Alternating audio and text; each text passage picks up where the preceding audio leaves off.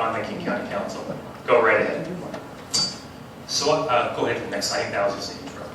Thanks. I have this picture of Bobby Fischer on the wall of my office. As many of you know, Fischer was an American who became the world chess champion. And the photo reminds me to apply the lessons I learned from chess to my work on the King County Council.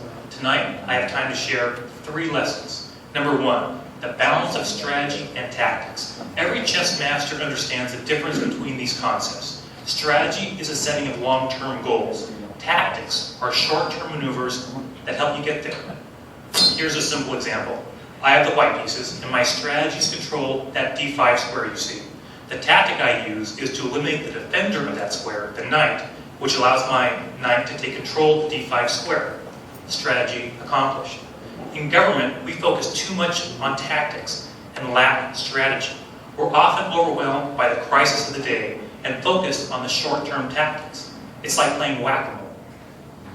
What we need is a blend of strategy and tactics. The LGBT community has done this well in its fight for marriage equality. Several years ago, they agreed on a strategy of achieving smaller changes in state law over time. Every legislative session, their incremental approach employs new tactics and effectively gained additional rights each year. Their strategy is working. They are on the verge of achieving their goal in 2012. Now, lesson 2, pawns are the soul of chess.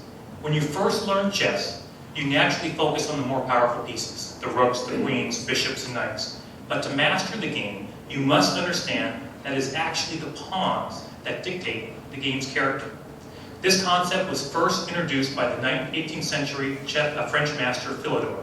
And now my 3-year-old daughter, Katie, enjoys approaching unsuspecting neighbors in our local coffee shop and sharing Philidor's famous quote, "The pawns are the soul of chess."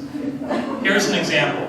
The structure of the pawns determine the strengths of the other pieces. Compare the bishop and the knight. With a blocked pawn formation, the bishop can't maneuver around the board, but a knight, which is one piece that can jump over pieces, can move freely about the board and over those blocked pawns. The knight becomes a more powerful piece as a result. In government, frontline workers are the soul of government. Let me be blunt. Forget any negative association of pawns and peoples in those comparisons. As I mentioned, every chess master understands that pawns are the key to chess. And government is in the service industry. People are our most important asset. The reality is that our frontline workers have the best ideas for what works and what doesn't. Executive Constantine understands this and regularly walks in the shoes of a county employee. Dow is working to understand the structure of county government so we can leverage resources more effectively. You'll hear from Fred Jarrett a bit later, and he'll talk a bit about Lean. Lean is a new county initiative modeled after Boeing.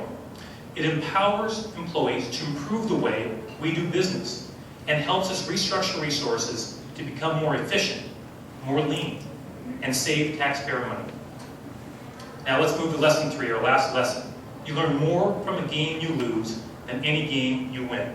The key to mastering chess is rooting out and eliminating all your mistakes. And the way to do that is by analyzing every game you lose, move by move, until you determine precisely what went wrong. That's my old chess coach, Dr. Minniff. He lives down the street. When we would meet to review my games from tournaments, he would always say, losses first. We looked at the losses first. Trust me, it wasn't always fun having the former national champion of Bulgaria scrutinizing a painful defeat. But it made me a better player. Too often in government, we are unwilling to confront our mistakes. That's human nature. But when we do, we improve government. Here's an example. The 2004 election in the governor's race. King County's failures were well documented.